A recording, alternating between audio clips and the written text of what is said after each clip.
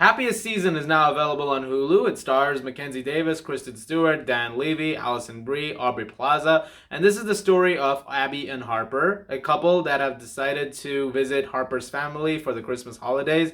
The only little hiccup is Harper hasn't told her family that she's a lesbian yet, and so that means she has to sort of hide away the fact that Abby is her girlfriend. But as things usually go when you are in a place with your family for more than a day, some stuff's bound to eventually go wrong. A lot more happens in it. I'm not gonna go too much into spoilers, I suppose, because I know a lot of people have been excited to watch this movie. I myself have been excited to watch this movie for the last few days, in fact, because of a lot of friends of mine who happen to get early screeners for it have raved about this movie from start to finish. And having seen the film, I have to agree with pretty much all of them.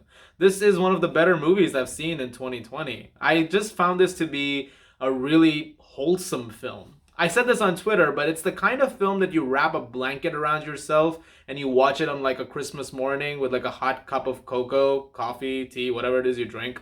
This is that kind of movie. It's just a good feeling movie. And a lot of that has to do with the chemistry between Mackenzie Davis and Kristen Stewart. Both of them are fantastic in this movie, and both of them have such a believable and wonderfully realized relationship. It's a very simple one. You're sort of thrown into it as you're watching the film. It's like you start off, they're already dating. But you in no time are invested in these two, and you want them to see this all the way to the end and beyond. They're trying to make a big step in their relationship at the moment, so there are some dicey steps to get to that part.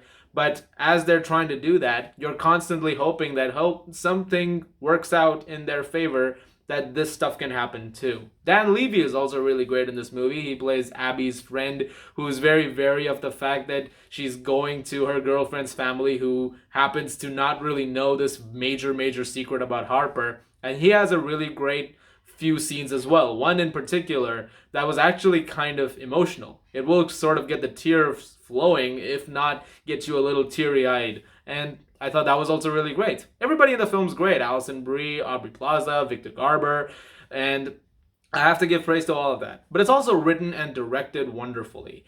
It's a film that has a lot of comedic elements to it. Yes, it has all the elements of a rom-com as you'd expect, but it has to have its thematic elements as well. And there are moments where it gets a little serious, and there are some moments where it does get a little into the social aspect of it all, about what it means to be a lesbian and how the process of actually telling people that can be very difficult.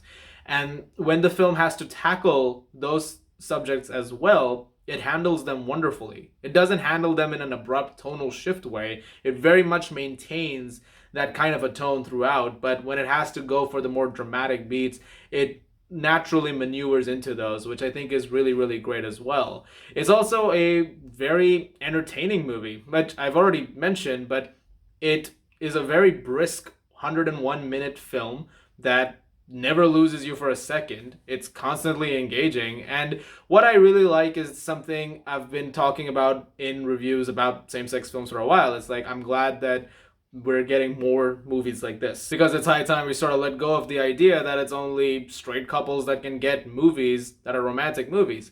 If anything, we know that there are a lot of same-sex couples out there. A lot. So I'm glad that movies like this are coming out. A lot more of them are coming out. And I'm glad that, this is one of them, and I'm glad this is also just a really good movie. This is not a movie you go into looking for a ton of issues. This is a movie that you watch with a very simple goal. Does it make you feel good at the end of it? Does it have a feeling of warmth and wholesomeness to it? And this movie has all those things. If I had to make flaws for it, yeah, I guess it's not as unique a story. I mean, it is got a lot of beats to it, which you've seen a million times before in rom-coms. But that's really it. That's the only legit criticism I can give this movie. I loved everything else that I saw in it, and I highly recommend checking it out. I know it's coming out in some other countries over the next few days and on VOD and stuff, so if you get a chance to see it like that, please do. But I think that this movie is definitely worth checking out if you get a chance, and I'm gonna give Happiest Season a 9 out of 10. Guys, thank you very much for watching. I also watched Run on Hulu. I'll have the review up for that next. As always, if you like this, guys, please do subscribe. Look forward to more reviews very soon, and I will see you guys at the movies.